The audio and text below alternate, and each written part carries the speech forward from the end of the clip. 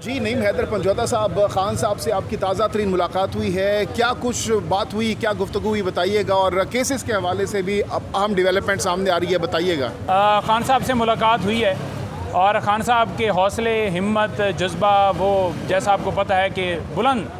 और सेकंड ये है कि जो 9 मई का बयान बनाया जा रहा है कि खान साहब ने इतराफ़ी बयान दे दिया है, तो खान साहब ने उसको निगेट किया है। उन्होंने कहा है कि ये एक प्रोपेगेंडा किया जा रहा है कि मैंने कहा है कि कहीं जाकर GHQ जाकर हमला कर दो, तो ऐसी कोई स्टेटमेंट नहीं है। इमरान खान की तमाम वीडियोज़ आपको सोशल मीडिया अकाउंट्स के ऊपर मिलेंगी, मौजूद हैं, नंबर 1। नंबर 2 बात यह है कि खान साहब ने कहा कि जो है वो DG ISPR जो उसने प्रेस कॉन्फ्रेंस की, खान साहब ने उसके ऊपर भी अपना मौक़िफ़ बड़ा क्लियर रखा कि हम भी चाहते हैं कि 9 मई के अंदर जो लोग हैं, जो असल किरदार हैं, उनको सज़ा मिले, वो कानून की गिरफ्त में आए, जिन्होंने CCTV फुटेजेस चुराई, जिन्होंने सारा किया, जिन्होंने सारा प्लान किया, जो इसके अंदर मुलव्वस हैं।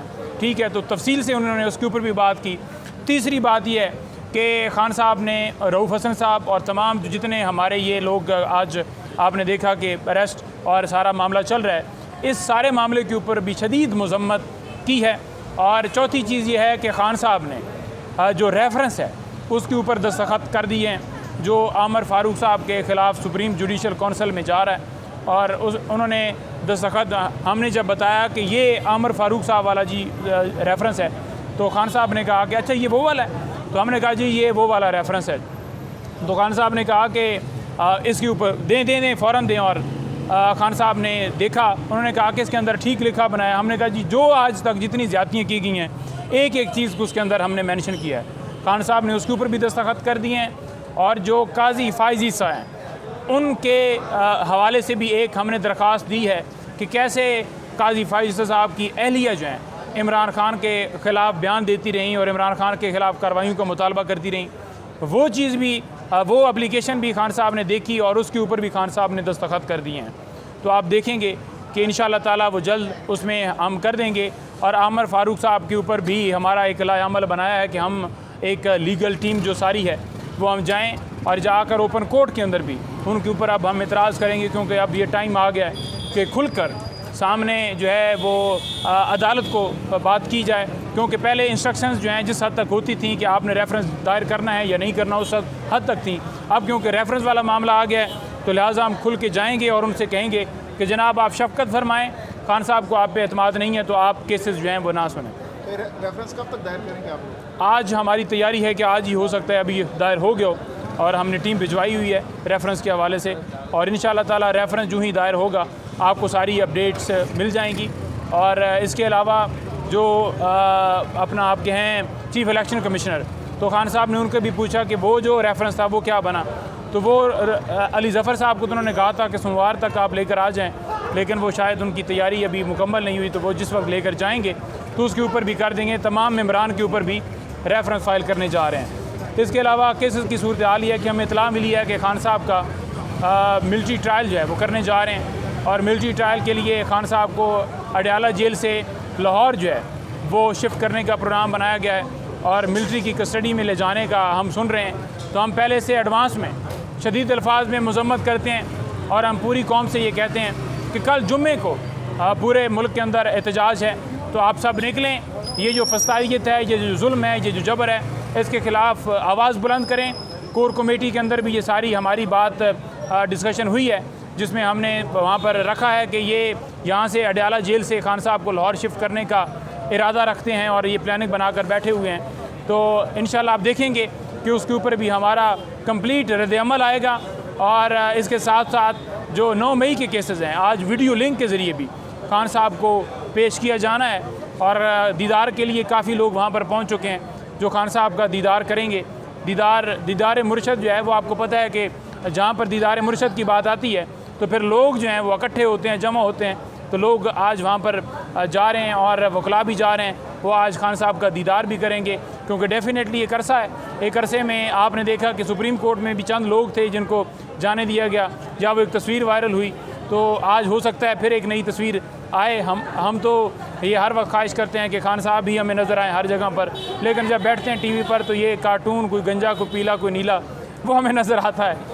तो ये सूरत हाल है जी। कोई और सवाल है? इस हवाले से क्या आपको लग रहा है जो लाहौर हाई कोर्ट में केसेस लगे हुए हैं उसमें क्या उम्मीद है कि आप लोगों के हक में फैसला आ सकता है? क्या अभी तक जो समात हुई है? देखें, जो सुप्रीम कोर्ट जो वहाँ पर केसेस लगे हुए हैं, हमें पूरी उम्मीद है कि जेल ट्रायल यहाँ पर इस्लामाबाद हाई कोर्ट में बड़ा अच्छा फ़ैसला है, जहाँ पर फवाद चौधरी की तरफ से एक पटिशन दायर की गई थी कि जेल ट्रायल इलेक्शन जो है तौहीन इलेक्शन कमीशन उसके अंदर ना किया जाए।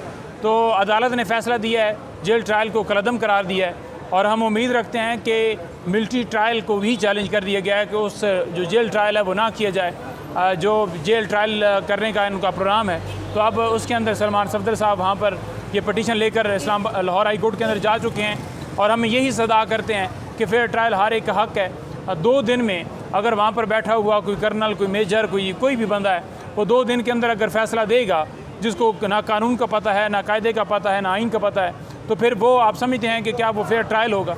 आइन का आर्टिकल 10A बड़ा वाज़ेह है जो कि हर शहरी को फेयर ट्रायल का हक़ देता है। तो फेयर ट्रायल ही हमारी सदा है कि फेयर ट्रायल दिया जाए। ये ना हो कि बंद कमरे के अंदर सज़ाएँ सुनाई जाएँ। 1 साल से मिलिट्री कस्टडी के अंदर हसन न्याजी, हैदर मजीद और ये सारे लोग मौजूद हैं। 1 साल हो गया, 1 साल से फ़िज़िकल रिमांड के ऊपर मैं आपने नहीं देखा होगा कि फ़िज़िकल रिमांड जो है किसी भी मुकदमे के अंदर, फॉर एग्ज़ाम्पल अगर CRPC PPC के तहत कोई मुकदमा दर्ज हैं तो 14 दिन से ऊपर जो है वो रिमांड गया हो, लेकिन यहाँ पर दहशतगर्दी की मुकदमात बनाकर 1 साल का फ़िज़िकल रिमांड लिया गया है, और 1 साल से वो फ़िज़िकल रिमांड पर हैं।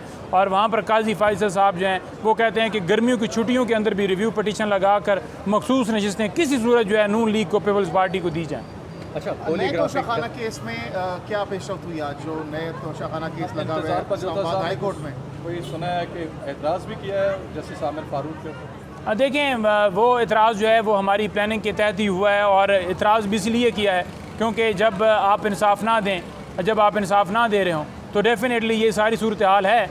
और खान साहब ने बिलखसूस जो है वो तमाम अली ज़फ़र साहब, सलमान राय साहब और बाकी जितने हैं, शुएब शहीन साहब, सबको कहा था कि आप जाइएगा और जाकर जो है जो एक एज ए टीम जो है वहाँ पर जाकर उनसे बात कीजिएगा कि आप केसेस ना सुने।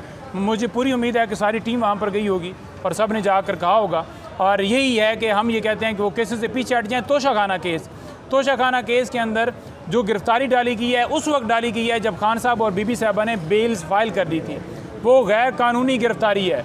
और उसके अंदर भी जो मैं कहूँगा कि जो इन्वॉल्व हैं वो 2 लोग हैं। एक हैं उस गिरफ्तारी के अंदर जो एहतसाब अदालत के जज हैं जिन्होंने नोटिस किया, हालांकि उस वक्त प्रीवियस बेल दे देनी चाहिए थी, और दूसरे उसके अंदर हैं आमिर फारूक साहब जिन्होंने गिरफ्तारी करवाई है। वो कैसे आमिर फारूक साहब हैं? क्योंकि आमिर फारूक साहब के पास 5 दफ़ा दरख्वास्तें दी गई और केस लग के दोबारा उसके ऊपर सुनवाई नहीं हुई, और पता था कि इस केस के अंदर जो है इद्दत केस